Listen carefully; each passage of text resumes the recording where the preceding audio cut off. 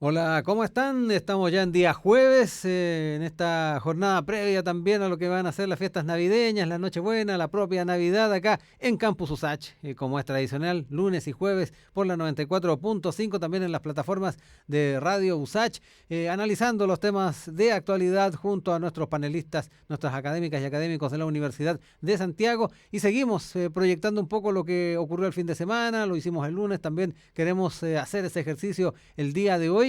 Respecto a la elección, la segunda vuelta del día domingo, donde, tal como ya lo hemos comentado, Gabriel Boric salió vencedor y es el presidente electo de Chile. Ya estaremos ahí siguiéndole la huella a aquello, pero primero saludamos a los tradicionales del día jueves, quienes nos acompañan todas las semanas: Marcela Vera, Mario Sobarzo, Rodrigo Martín. A los tres, bienvenido, bienvenida Marcela, y gracias por estar nuevamente con nosotros para analizar esta jornada electoral del día domingo, pero también todo lo que estaba ocurriendo durante esta semana. ¿Cómo están? Les reitero la bienvenida.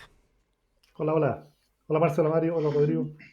Hola, ¿qué Hola tal? Rodrigo, hola ¿Cómo Marce, estamos? hola Mauro y a Daniel también. Ahí, Igual. Mauricio Radio Muñoz, Daniel Control. Cuevas, que están ahí en la puesta al aire y siempre les agradecemos por aquello. Bueno, tenemos ya los resultados definitivos con presidente electo Gabriel Boric en una elección que resultó menos apretada, menos estrecha de lo que se había planteado en algún momento, del orden ya casi de los 10 puntos, lo que se estableció en el puntaje, en los resultados finales de lo que fue esta elección, y que es pertinente poder ir analizándolo con ustedes. Me imagino que tienen también bastante expectativa de poder entrar en ese tipo de temas, en esas materias. Marcela, comienzo contigo para poder entonces seguirle la huella a esto y también lo que estaba ocurriendo durante el resto de la semana. Sabemos que ya ha estado realizando diferentes reuniones con el presidente de la República, con el Poder Legislativo, Senado y Cámara de Diputados, con la Convención Constitucional. También hizo lo propio Gabriel Boric y ya está, me imagino, también trabajando en lo que va a ser su gabinete con miras a, se ha dicho, de los días 20, 21, 22 de enero, que debería estar ya definido. Pero Marcela, te dejo la palabra porque me imagino que tienes ahí harto que aumentar después de estos días tan movidos que hemos tenido. Así es. Bueno, lo primero es que se venció el fascismo en Chile. Existió la posibilidad de que el apruebo tuviera una continuidad histórica respecto también de los procesos electorales. Y en ese sentido, en una primera instancia, Gabriel Boric, el presidente electo, tendió a ir hacia los votos de centro y luego, en las últimas semanas, incluso la última semana con mucho énfasis, se dirigió hacia los sectores de movimientos sociales, candidatos electos de lo que fue la lista del pueblo y por supuesto aquellos sectores que incluso organizaron actos masivos como lo fueron el acto que Uh -huh. organizó el movimiento por las mujeres, digamos, el movimiento feminista de la coordinadora 8 de marzo. Y en ese horizonte además se generó un proceso muy interesante de reactivación territorial en torno a los apoderados, pero también en torno a resolver las problemáticas de transporte, cuestión que ya estaba, digamos, dentro de la agenda de las preocupaciones del comando de Gabriel Boric y que fueron súper efectivas en términos de poder dar una respuesta frente a una escena, digamos, que fue también tremendamente bloqueadora del proceso electoral. O sea, ya no eran solo este discurso que sacó la derecha en torno a literalmente hacer un fraude electoral, ¿verdad? Sino que además se generó un mecanismo estructural que impedía que la gente pudiera llegar a votar y por tanto calculando, ¿cierto?, el retraso que se producía por el exceso de calor de ese día, que la gente se iba a acumular en la tarde, el problema de transporte fue súper sustantivo en algunas comunas, en especial las más pobres, porque ahí también como que hay digamos, hay una manera de resolver por parte de la zona oriente los problemas de transporte que tienen que ver con que la gran mayoría tiene al menos un Mm. auto. Pero si uno lo analiza ya en los sectores marginales, la gente que se desplaza a sus lugares de votación normalmente lo hace a través del sistema público y por tanto eso fue, yo diría, como uno de los engranajes como siniestros que Mm. pensaron para el control de finalmente los resultados de la elección. No obstante, digamos, la brecha que existió entre la votación de José Antonio Cast y Gabriel Boric fue tremenda, y eso también creo que guarda relación con el reconocimiento de que en efecto se amplió el rango de electores por el número de votantes, pero también por la sintonía de distintos sectores políticos. Y esa sintonía de distintos sectores políticos, ahora el próximo gobierno tiene el desafío de poder dar respuesta a todo tipo, digamos, de mirada respecto de qué es lo que hay que hacer con la sociedad. Rodrigo Me voy a Martín. quedar ahí para poder dar espacio porque hay mucho que analizar. Sí, de todas maneras. Rodrigo Martín, también te dejo el espacio. También va a ser pertinente hablar un poquito del tema del transporte más adelante en el marco del programa, pero me gustaría también conocer cómo lo fuiste siguiendo y cómo también vas observando lo que hemos podido notar que son los movimientos durante esta semana. Sí. Bueno, primero decir que las predicciones que hicimos hay que reconocer que el que estuvo muy cerca fue Mario, ¿verdad? Mario ahí casi estuvo impecable con los números. Yo fui un poquitito tímido, estaba un poco nervioso en realidad el resultado. Yo lo que planteé ahí, con temor a equivocarme, digamos, una cosa un poquito más justa, pero de verdad fue muy, muy sorprendente. Fue realmente impresionante el nivel de votación. En cuanto al transporte, sí, estoy de acuerdo. Hay un tema ahí que hay que darle vuelta. Creo que hay algo ahí que ocurrió. Tengo un poco de teoría respecto a eso que tiene que ver con las estrategias que tomó el ministerio y también con la participación que hubo, que es un tema bien, bien, bien importante.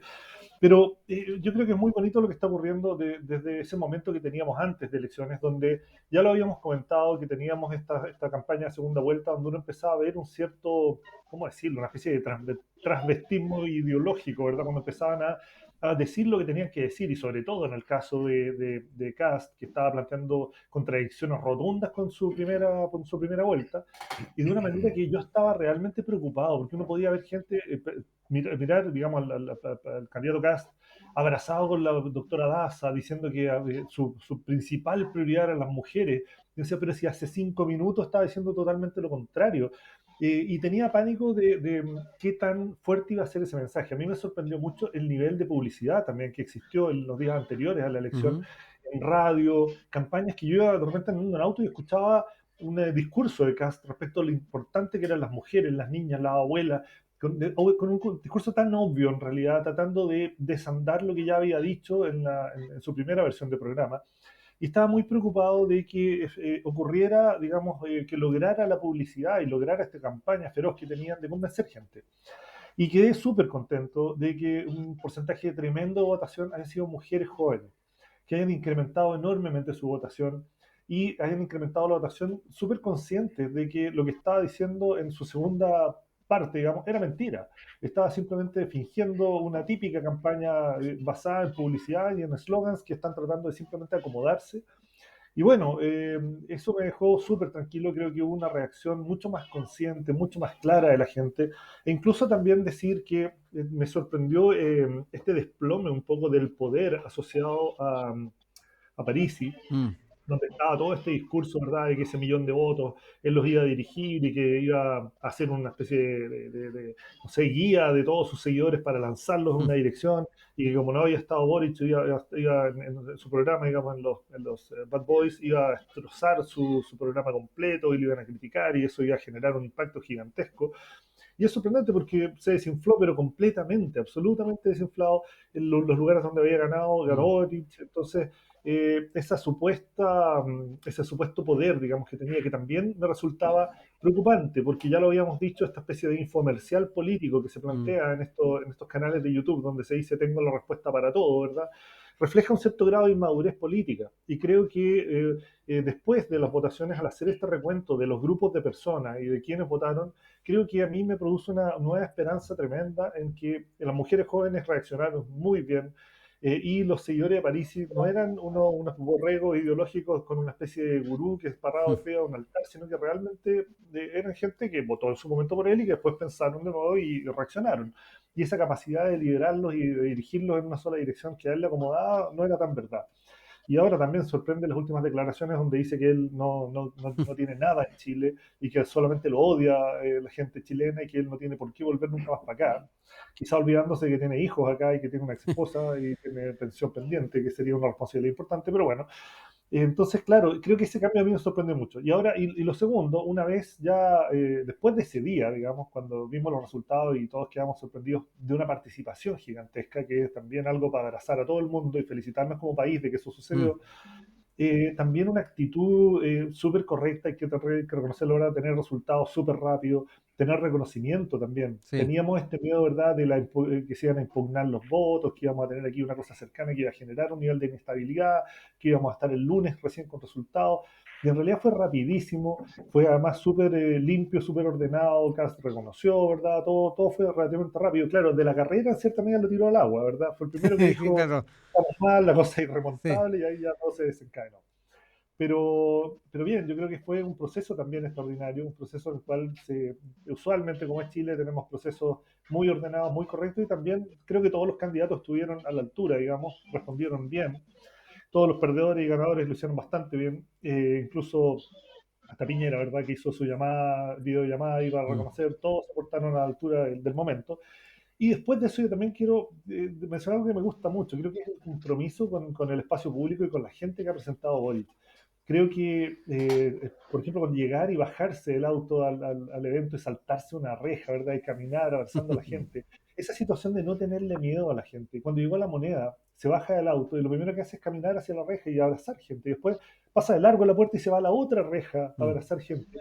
Creo que la actitud en estos momentos, estamos obviamente en un momento de euforia, está todo el mundo muy feliz, todos muy contentos, pero hay una actitud tan radicalmente diferente, tan comprometida con la gente, tan confiada, la gente tan segura, tan cercana, que es refrescante para el país. De verdad, es tremendamente refrescante. Salimos Sí. de un periodo donde estábamos con un estrés, con mentira tras mentira, con miedo tras miedo, y ahora efectivamente, como decía el slogan, ¿verdad?, ganó la esperanza. Y tenemos una cercanía y una actitud muy distinta y un estado de ánimo en general en el país muy diferente. Mario Sobarzo, también quedémonos con tu balance de lo que fue el fin de semana y se han tocado varios temas por parte de Marcela, Rodrigo, ahí también recordaban lo que fue tu vaticinio la semana pasada que estuvo bastante cerca, pero ahí te dejo también el micrófono para que puedas explayarte un poco más. Sí, bueno, varias cosas. Uno, yo venía hace rato diciendo que hay una cuestión que aquí desde la élite, ¿no? Desde las élites más que tienen más acceso a los medios de comunicación, hay una mirada muy despreciativa con respecto al votante popular, en el sentido de que se lo mira como que no participa, incluso gente que la primera vuelta votó por Boric y que cuando es que no sacó la votación que esperaba contra las poblaciones, que la gente no iba a votar, que no se movilizaban, etcétera. Y yo tengo la percepción, que además se corroboró este fin de semana, de que el votante chileno es un votante muy preparado, muy claro en sus posiciones políticas. No es alguien que un día vota por una fuerza y después va a ir a votar por la siguiente, por la contraria. Que es algo que uno puede ver, por ejemplo, en Argentina, incluso, que también es otro país con bastante cultura cívica. Pero, por ejemplo, con Brasil o con Perú es muy clara la distancia que hay respecto al tipo de elector. Es un elector muy racional y que además, ojo, porque esto tiene que ver también con comportamientos económicos. Yo también lo señalaba en algún texto hace un tiempo, antes de la primera vuelta, que además el elector, el ciudadano chileno es una persona que es muy racional en su comportamiento económico, al punto que cuando han habido crisis económicas, la gente deja de comprar, deja de consumir en forma natural. No es que haya una política, un llamado, ni mucho menos, sino que la gente se comporta de forma bastante racional. Y eso es muy notorio incluso cuando es que vemos las deudas, ¿no? Las deudas chilenas de la población. No es una cuestión que la gente quiera meterse en deuda. No es como esto que andan comprando, como decía esta ministra del Trabajo, ¿no? Que se imaginaba que la gente salía a comprar plasmas con el 10%. Lo que muestra es que justamente las personas tienden a ahorrar el dinero o tienden a invertirlo en cosas que son necesarias, se comportan de una forma bastante moderada respecto de los patrones de mercado, y que las deudas, como digo, son deudas de alimentos, de medicamentos, de cosas de la subsistencia. Eso muestra en el fondo que hay una crisis que tiene que ver con cuestiones estructurales y no con el comportamiento de las personas. Por lo tanto, yo creo que ya a esta altura la derecha debería tener clarito que cuando es que presenten candidatos tan ultra, van a volver a ocurrir cosas como esta, que más de 1 millón de personas se pueden movilizar extra de lo que normalmente se movilizan, porque además si analizamos la votación dura de Kast, es casi idéntica a la de Sebastián Piñera hace 4 años atrás, 100.000 votos menos.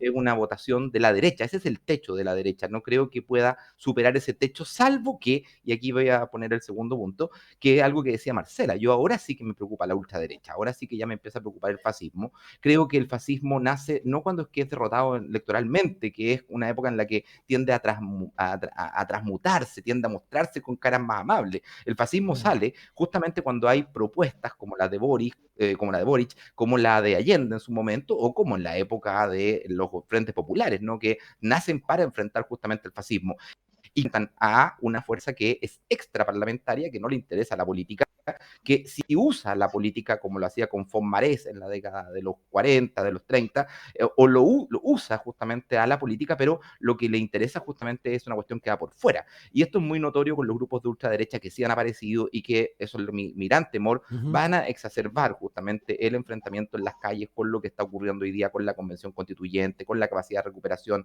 del espacio público, etcétera. Por ahí yo creo que va el fenómeno de desestabilización. Hay que ver lo que fue en el fondo en la década de los 70, Patria y Libertad.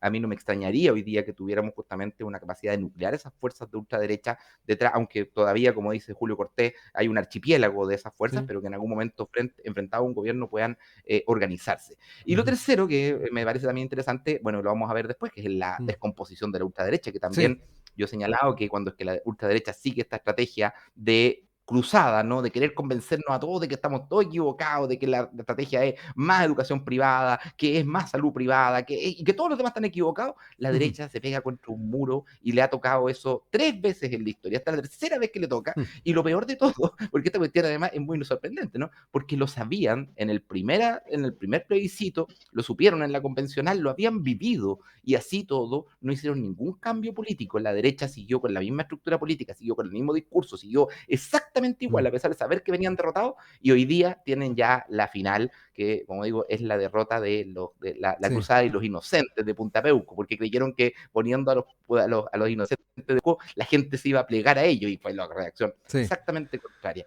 Así que eso también es interesante porque hay una forma de aislar a estos como le llaman en economía, ¿no? A estos activos tóxicos que tiene justamente la derecha y que quedaron aislados finalmente de su propia fuerza. De eso vamos a estar también hablando en un ratito más también, en cómo queda a su vez la derecha luego de esta elección.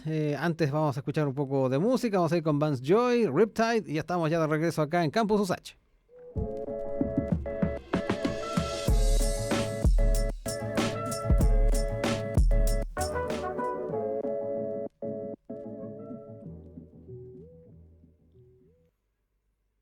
Ya de regreso de la pausa en este día jueves en que estamos compartiendo con académicas y académicos de la Universidad de Santiago en Campus USACH por la 94.5 y también por nuestras plataformas de radio USACH. Ahí también nos pueden seguir. Estamos con Mario Sobarzo, Rodrigo Martín, Marcela Vera, analizando los alcances entonces de lo que fue esta elección de segunda vuelta. Conociendo también las apreciaciones que tuvieron del proceso en el anterior bloque, pero quiero retomar también lo que planteaba Mario recién, seguirle la huella a lo que ha sido el resultado para la derecha luego de esta elección. Algo ya también adelantabas, Mario, de tus planteamientos, tus reflexiones. Y va a ser interesante también hablar un poco de las posiciones que han tomado cada uno de esos liderazgos dentro de la derecha después de los resultados. Lo que ha dicho un Manuel José Osandón, lo que también ha señalado, por otro lado, el senador Chaguán, de lo que ha sido este resultado, donde se han hecho relecturas y un poco alejándose de lo que fue la propuesta que asumieron o particularmente la posición que tomaron con miras a esta segunda vuelta. Mario, te vuelvo a dar la palabra para entrar en eso también. Bueno, sí, para cerrar la idea, por darle la palabra a los colegas, creo que hay una cuestión en la cual es clarísimo que hoy día ya no tenemos solo proyecto de derecha, eso se evidenció en esta situación. Evópolis dijo, nosotros con republicanos no nos vamos a aliar, somos proyectos completamente distintos, incluso antagónicos respecto de nuestros objetivos finales, porque Kast efectivamente no está dispuesto ni siquiera a transar ni a negociar. Y esto ya, hay que decirlo, ya había ocurrido. Hay que recordar que en la convención ya están subdivididas las fuerzas de la derecha, ya están operando de un modo distinto lo que son las fuerzas más cercanas a Renovación Nacional, que están cooperando con las fuerzas más centro-izquierda, por decirlo de alguna forma, ¿no? Y ahí hay una cuestión interesante porque hacia algo se perfila respecto de lo que se viene, es que efectivamente el Frente Amplio va a pasar a ser el partido bisagra junto con el Partido Socialista. Parece que esa es la nueva articulación de centro que va a hacer las alianzas con el Partido Comunista por la izquierda y con una centro-izquierda que ya cada vez se acerca más al centro, que es la Democracia Cristiana, el PPD, el Partido Radical, el Partido Liberal, que en alguna medida pareciera que tuvieran un proyecto común más cercano que lo que puede ser el tener un proyecto con el Partido Socialista, que en la última elección además se izquierdizó respecto de sus electores, ¿no? De quiénes fueron los que salieron electos como diputados, como senadores. Hay un corrimiento de las fuerzas de izquierda efectivamente hacia un área transformadora, lo cual es razonable, particularmente teniendo en cuenta lo que ha sido el resultado de la convención, y las expectativas que la gente tiene. Hay que considerar que hoy día estamos hablando de el fin de la AFP, una cuestión que requiere una mayoría importantísima. Estamos hablando de la construcción de un sistema de educación público de verdad. Y ahí es notable, porque incluso colegas del observatorio, del OPECH, me decían que habían aparecido asesores convencionales del Partido Comunista que estaban defendiendo una especie de construcción entre público y privada, ¿no? Una cuestión que está a contrapelo de lo que han levantado los movimientos sociales. Hay que tener mucho ojo ahí, aislar ese tipo de sujetos, porque lo cierto es que son muy peligrosos, porque empiezan a desvirtuar lo que han sido las banderas que ha levantado el movimiento social, los movimientos sociales, porque aquí no hay un solo movimiento social, hay movimiento social por la educación, hay por el agua, hay por la educación, hay por la salud, hay, etcétera, por los derechos de las mujeres. Entonces, esos movimientos sociales, hay que decirlo, son los que le sumaron 1.200.000 votos a Gabriel Boric. No es la vieja fuerza de la concertación, ni mucho menos, porque eso lo que te da son los 3.300.000, 3.600.000 que obtuvo entre Guillé y Michelle Bachelet. Esos son el piso, no el techo, ¿no? De lo que es las fuerzas tradicionales. Hay ese millón de personas que están esperando cambio y que no van a tener mucha esperanza si es que pasan 2 años y seguimos con AFP, si es que seguimos con un sistema que no haya construido realmente educación pública. Hoy día las necesidades para el 2022 respecto al tema de educación pública son muy materiales. La alcaldesa de Los Espejos hoy día escribió una carta en un periódico nacional, en El Mostrador, donde dice, ojo, porque para poder activar el sistema educativo y hacer que los chicos vuelvan, necesitamos recursos frescos. No basta con lo que tenemos hoy día, tenemos que efectivamente meter una mano al bolsillo. Hoy eso es una obligación del gobierno, y no de este gobierno, porque este gobierno sabemos que no le interesa la educación pública, sabemos lo que son sus límites, y es interesante porque estos 2 meses van a ser un interregno que es para analizarlo en un programa aparte, porque va a ser bastante complejo para Piñera terminar su gobierno, especialmente con las expectativas de la gente que no va a esperar tan tranquilamente que lleguemos a marzo y que sigan con una agenda privatizadora como la de Sebastián Piñera. Marcela Vera, también hablemos un poquito de la que va a ser oposición a partir del 11 de marzo del próximo año, y particularmente con qué impresión te has quedado respecto a las posiciones que han tomado en estos últimos días. Yo daba ejemplo de 2 dirigentes políticos de la derecha en particular, pero han habido también varios planteamientos que se han hecho durante estos días. Sí, me gustaría comentar un poco las cosas que han dicho anteriormente. Creo que el movimiento feminista, dentro de sus diferentes expresiones, que a veces incluso interpelan, digamos, el concepto de la mujer misma, o sea, no es que esté necesariamente organizada, a eso me refiero, marcaron una trayectoria que hace que esta noción del bad boy o del fascismo, o de que pueden cerrar el Ministerio de la Mujer como que encierra, digamos, el local durante el día, se queda entonces perdido en las posibilidades políticas. Y eso marca una agenda también. Como no es posible que cualquier político diga vamos a cerrar los apoyos a las mujeres, vamos a dejar de reconocer los derechos feministas, o vamos a simplemente obviar de que las estructuras patriarcales existen. Entonces, este voto fue un voto de censura contra el patriarcado, contra el machismo, pero también contra la clase política que sigue en sintonía con ese tipo de estructuras de valores y políticas. Y yo creo que eso no ha sido realzado lo suficiente, solo ha sido realzado, digamos, que votaron más mujeres y en determinada edad, por tanto, asociadas al movimiento feminista, pero es una concepción muy política. Las mujeres de esa edad no íbamos a permitir que cerraran el Ministerio de la Mujer. Y así como ocurrió con eso, ocurría con respecto de todas las otras cosas. Y entonces la derecha y los políticos en general tienen que tomar nota respecto de ese aprendizaje, porque eso marcó la diferencia. Es decir, la derrota electoral que también tuvo Parisi tiene que ver con, en definitiva, cómo también articuló un discurso muy machista y cómo lo representaba, ¿cierto?, políticamente. Y por tanto habíamos mujeres que no estábamos dispuestas a aceptar esa situación. Lo otro respecto de la figura de Gabriel Boric, a mí me ha llamado mucho la atención, en efecto, la cercanía que está teniendo con la gente. Yo creo que las personas van adquiriendo distintas maneras de ser en la medida van teniendo también distintos roles en la sociedad. Y que un presidente haya hecho ese tipo de gestos para llegar a dar su discurso u otros, porque me tocó justo en estos días estar en la Convención Constitucional y justo fue uno de los días en el cual estuvo Boric en la convención y en efecto, claro, se hizo todo el proceso institucional del punto de prensa, de la reunión en particular con la presidencia de la convención, pero después cuando salió había gente también esperándolo y estuvo casi 45 minutos abrazando a la gente, conversando con la gente, como dándose el tiempo para poder compartir con las personas que van, digamos, muy cariñosamente además a saludarlo. O sea, normalmente las figuras no se toman tanto tiempo para tener cercanía con las personas. Yo creo que eso es algo que podría constituir una forma de liderazgo muy distinto, pero también podría dar la capacidad para escuchar a las personas. Yo soy de la idea de que una verdadera política pública, una política pública eficiente, necesariamente tiene que escuchar a las personas. Si no se escucha a las personas, en realidad no se conoce cabalmente lo que está ocurriendo, los conflictos de intereses y, por supuesto, se diseña una política pública que es deficiente. Entonces, ese tipo de cuestiones uno podría decir como, no, pues es algo que podemos invisibilizar, pero en realidad es algo que por lo menos yo no había visto respecto de las autoridades ni en este país ni en otros países. Entonces creo que es algo que es muy destacable.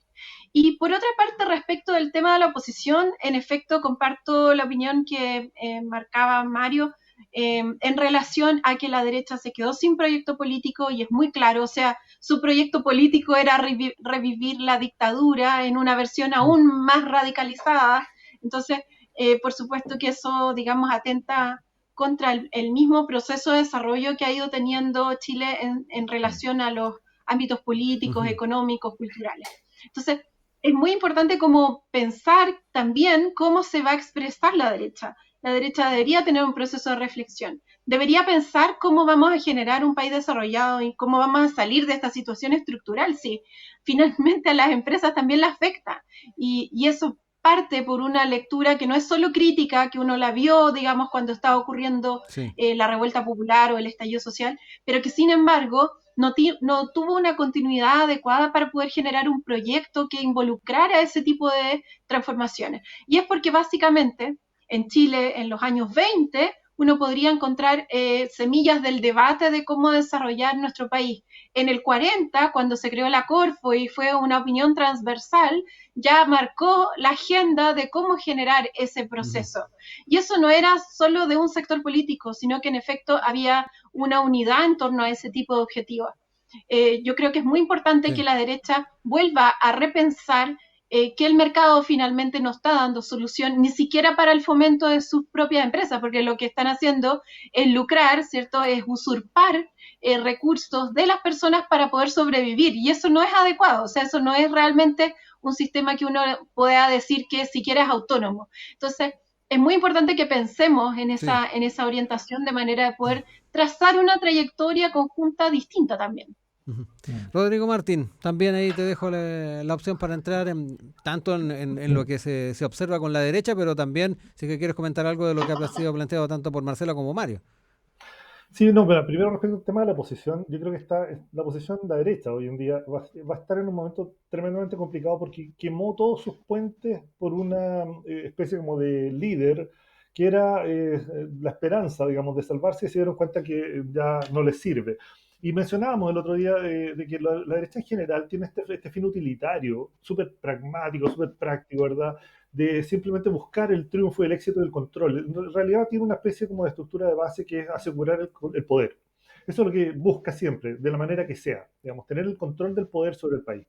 Y están dispuestos a asociarse a quien sea para que eso funcione. Y el problema es que ahora se jugaron todas sus cartas, perdieron todos sus líderes intermedios y perdieron el juego al final. Entonces, en estos momentos están declaraciones de búsqueda de nuevos liderazgos, de que, no sé, Francisco Chaguán hablando de que están en su mejor momento, ¿verdad? Porque tiene una cantidad importante de diputados y senadores, pero uno dice, bueno, ¿cómo? Entonces, pero tiene una lógica absolutamente diferente y creo que ahí hay que hacer notar algo que probablemente la derecha todavía no está entendiendo, ¿ah? La derecha lo que quiere son líderes y quieren como proyectos prístinos y ordenados, ¿verdad? Que aseguren no una lógica ideológica, sino más bien un mecanismo o un instrumento para tener el control del poder, que probablemente es lo opuesto a lo que está planteando Gabriel Boric, que es más bien una lógica dialogante, participativa, en la cual no necesariamente tenemos que estar todos de acuerdo. Lo que tenemos que hacer es simplemente discutir, digamos, llevar todas las visiones diferentes y entender que no necesitamos una especie de liderazgo en un altar, ¿verdad? Sino más bien un liderazgo que conversa, que dialoga. Y creo que esa visión para la derecha es absolutamente confusa. No lo ven como un liderazgo de verdad. Creo que para ellos el liderazgo tiene que tener esta condición un poco, ciertamente un poquito fascista, ¿verdad? Como del ídolo, ¿verdad? Del que está llevando la guía de este asunto. Y el estilo que en estos momentos presenta Gabriel Boric es totalmente distinto. Creo que esa va a ser un primer debate de reconstrucción de la derecha, que es comprender un poco para dónde tienen que ir las cosas y cómo tienen que funcionar. Ahora están en esa búsqueda, están dando vuelta. Yo miraba el otro día, creo que un camino que pueden tener, digamos, puede ser esta carta que le escribió los economistas, ¿verdad? Piketty y dos más, no me acuerdo los nombres, ¿verdad? Respecto al proyecto que estaba planteando Gabriel Boric. Creo que entender que quizá la participación público-privada es algo que es necesario, entender que el cambio climático, las condiciones ambientales y la sostenibilidad son necesarias y que no se puede seguir buscando el poder por el poder. Y la otra cosa que me parece entretenida es lo que está haciendo Piñera en estos momentos, porque Piñera está en un rol como de traspaso amistoso, ¿verdad?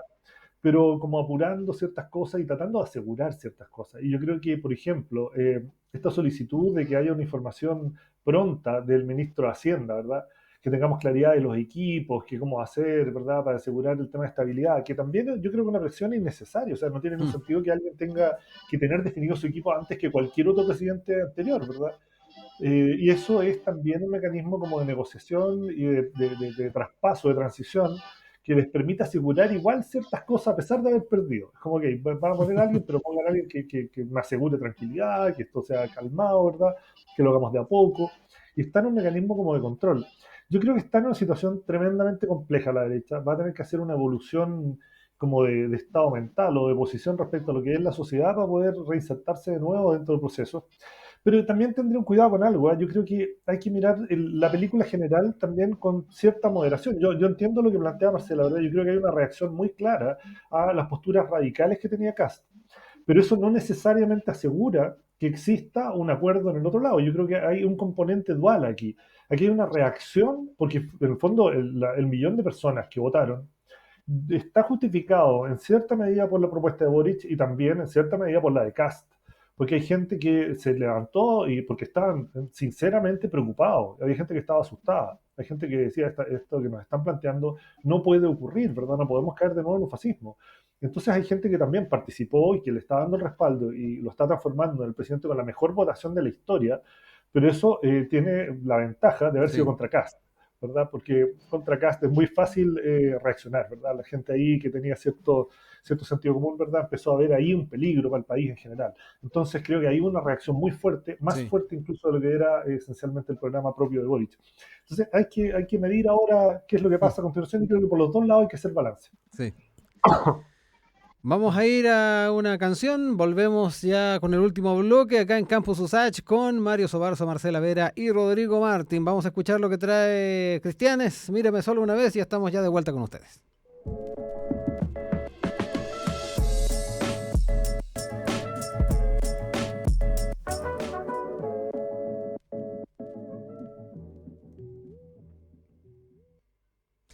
Ya estamos con la última parte del programa del día de hoy, Campus USACH de día jueves por la 94.5, también por nuestras plataformas, donde también nos pueden ver en nuestro canal de YouTube, por ejemplo, y pueden ir observando también el programa del día de hoy, en que hemos estado conversando con Rodrigo Martín, con Marcela Vera y Mario Sobarzo. Nos quedan 10 minutitos para ir cerrando también ideas en algo que ya había adelantado en parte Marcela y que tiene que ver con el tema del transporte, que fue uno de los, lamentablemente, uno de los protagonistas de la jornada del día domingo y que nos invita también a pensar el modelo y también la manera en que se va a estar desarrollando elecciones en el futuro. Muchos han hablado también del tema de poder instalar, ubicar a los votantes en locales que sean más cercanos a sus lugares de residencia.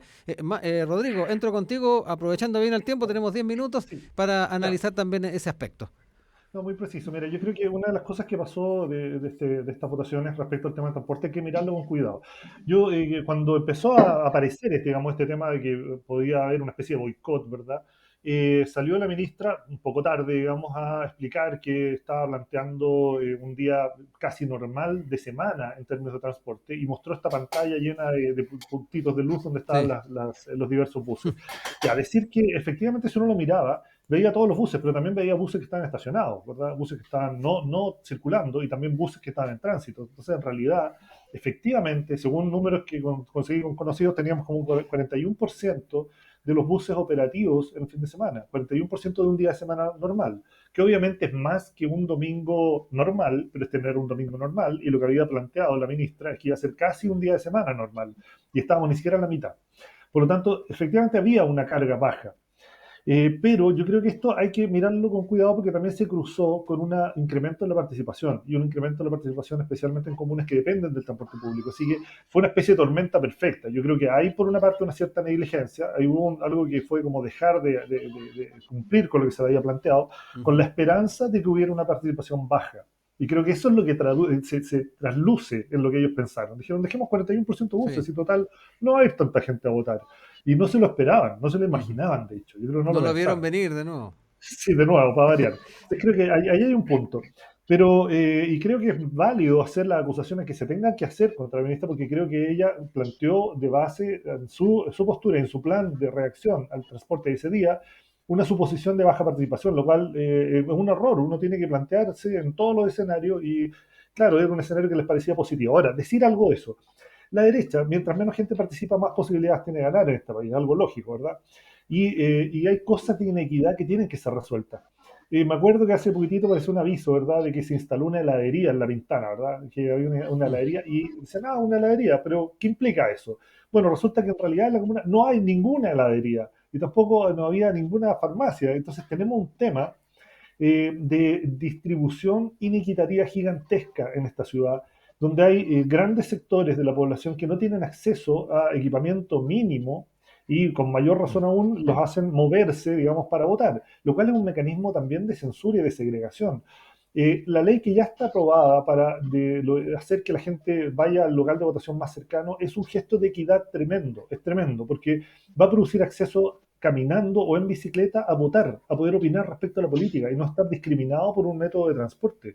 Entonces creo que eso es fundamental, eso nos va a generar un cambio importante, pero yo creo que tal cual como la ministra probablemente planificó una carga de buses, asumiendo que iba a haber baja participación porque finalmente eso le conviene a la derecha, creo que estas decisiones también, inevitablemente, el gobierno las ha estado, el gobierno actual, digamos, saliente, y en general el gobierno de derecha, ha estado con cierta idea detrás en todas sus acciones de que la participación masiva es en cierta medida peligrosa. Ujú. Y no lo dicen, pero está implícito en su pensamiento, que si todos votaran, dominaría la izquierda, ¿verdad? Y entonces dicen, ok, hay que votar, pero hay que tener ciertas dificultades para votar, ¿verdad? Hay que seleccionar de alguna manera. Y eso es algo que hay que Ujú. superar, pero absolutamente. Es algo que la nueva ley de local de Sí. votación tiene que funcionar y tenemos que distribuir la ciudad de mejor manera. Mario Sobarzo. Sí, bueno, varias cosas. Una, hay que recordar, a propósito de lo que dice Rodrigo, ¿no? Que tradicionalmente, y esto es una cuestión sorprendente, hasta la década de los 60, hasta 1960 del siglo pasado, había defensa de la derecha para que no pudieran votar todos o para que hubiera Sí. voto calificado diferenciadamente entre la gente que tenía más capital cultural y la que tenía menos. Es una cuestión que cuando uno dice los nombres de quienes defendían estas ideas, Agustín Edward McClure, el dueño del Mercurio en su momento, Sí. en escrito en el Mercurio, no estamos diciendo que estemos hablando de sujetos que son así como Muchas ajenos, gracias, Mario. no. Entonces, se me fue un Sí, ahí corazón. volviste. Sí, parece. Sí, Volviste. ahí Se volví. te va. Bueno, ¿Cómo se llama? Eso es una primera cuestión. O sea, esto es una idea, como dice Rodrigo, que la derecha ha tenido desde el siglo XIX. No es que estemos inventando acá, y lo Mm, tuvo en el siglo XIX, el voto claro. censitario, recordemos, etcétera. Claro. Entonces, hay Ujú. una mirada ahí, como dice Rodrigo, que es muy compleja. Ellos saben que la gente que va a salir a votar, probablemente si el plebiscito es obligatorio, como ya está establecido en la ley, el plebiscito de salida, si Sí. es obligatoria la votación, lo más probable es que esto todavía vote más gente a favor justamente de una prueba en la Constitución. Es una cuestión que a la derecha le complica muchísimo porque sabe bien de que no conocen esa realidad, de que no es cercana a ellos, que no tienen tampoco una conciencia de lo que está sucediendo. Era bastante claro, y esto fue, yo lo sé por gente que conozco, ¿no? Que me dijo, mira, cuando yo vi que había boicot a las micros, me fui a votar, porque me dio rabia lo que estaban Mm. haciendo, me dio mucha tirria, y personas que no votaban desde la década de los 90 Mm. o que no habían votado nunca, Nunca. fueron a votar porque la Mm, derecha que hizo este boicot al gobierno al nuevo gobierno, fue capaz justamente de movilizar a la gente. Ahora, segundo, y lo que me preocupa, vamos a tener respuesta de qué fue lo que sucedió, porque como dice Rodrigo, nosotros veíamos los puntitos, pero resulta que había gente que decía, aquí yo estoy mirando la aplicación que tiene el Movie, y resulta que dice que vienen 3 micros, y yo estoy pasando, estoy Mm. aquí, y las micros no pasaron por aquí. mm, Entonces, ¿qué pasó con eso, no? ¿Qué fue lo que sucedió? Eso yo creo que no puede pasar nuevamente lo que pasó con el metro, lo que pasó con las listas de los correos de Mañalich, etcétera, que uno se lo olvida, ¿no? Después porque pasa la nueva noticia y se van quedando atrás, y resulta que nunca nos enteramos qué fue lo que sucedió. Yo Ujú. creo que ya mm, Chile necesita más transparencia, necesita que se acabe la impunidad. Eso es quizás la mayor dificultad que va a tener que enfrentar el gobierno de Boric. Hay una cuestión que no hemos hablado, que es el discurso de Boric. Lo encontré muy bueno, y uno de los puntos que puso, dos momentos muy notables, el hablar de los niños, lo encontré Mm. extraordinario, pero además cuando él critica y dice la impunidad no puede seguir, yo creo que eso es una cuestión central, y esto es no es menor respecto de cuestiones como las micro, más allá de si Sí. se castiga, se sanciona a alguien, es central de que sepamos qué sucedió. Y también es central, y esta cuestión va a ser brutal, lo que va a significar la relación con Piñera, porque Piñera es una persona que en su gobierno hubo violación a los derechos humanos, por lo tanto, algún tipo de responsabilidad política tiene que Ujú. tener. Si esto se hace impunidad, vamos a estar repitiendo la secuencia que ocurrió el año 1990, Ujú. cuando dejamos a Pinochet impune, y sabemos lo que ha significado esto para nuestro Sí. país, que hoy día tenemos una situación de corrupción que atraviesa casi todas las instituciones, y que tiene que ver justamente con que es obvio de que hay impunidad. Aquí nadie responde, nadie paga, nadie cubre, nadie nada. O sea, en mm. la derecha uno podría esperar que los presidentes de partido, después de una derrota como esta, hubieran renunciado y puesto sus cargos a disposición, porque nada, no pasó nada. Hubiera esperado uno que hubiera una reorganización Sí. de las alianzas políticas, nada. O sea, la élite política sigue creyendo que puede seguir manteniéndose. Yo creo que Ujú. eso es algo Sí. que va a cambiar desde el nuevo gobierno. Marcela Vera, ya para ir cerrando en los minutitos que nos quedan ahí 4 minutos para ir cerrando. Sí, muy breve. Respecto del tema de la elitización del voto, claro, imagínense a las mujeres cómo esto las golpeó históricamente en Chile. Recién en 1934 se dio la posibilidad de que las mujeres votáramos en las elecciones municipales, y ya el 49 se concedió las posibilidades para que las mujeres votaran en elecciones presidenciales y parlamentarias. Entonces, en un contexto así, digamos que no tenemos ni siquiera un siglo en el cual las mujeres hemos podido ejercer el Sí. derecho a voto, y por tanto hay una concepción de exclusión todavía muy arraigada, y que también uno lo podría comparar con la desigualdad. La desigualdad, justo estaba revisando los datos ayer, desde 1979 recién se construyó el Gini, y fueron solo 3 países quienes calcularon ese Gini. Entonces, claro, si uno lo analiza como Mm. en el proceso completo, uno puede encontrar que recién es muy reciente ese proceso, digamos, de considerar lo que significa la exclusión, la desigualdad, considerar lo que significan como las estructuras de subordinación y de dominación, porque finalmente todo este tipo de Sí. mecanismos son parte de un proceso de control social. Y eso también es importante, como decía Mario, develarlo, porque en la medida de que no hay justicia, el problema es que al producirse la injusticia, a su vez se habilita, digamos, la repetición. Entonces, los defensores de derechos humanos dicen, tiene que haber justicia para que no se repita esto, no solo en el presente, sino que en el futuro. Y por eso es tan importante que hoy día no haya impunidad, y que se corrijan en efecto, y quienes resulten responsables también se enfrenten a la justicia y se pueda resolver esto de una manera transparente, pero al mismo tiempo para dar solución a los conflictos que pueden venir en el futuro.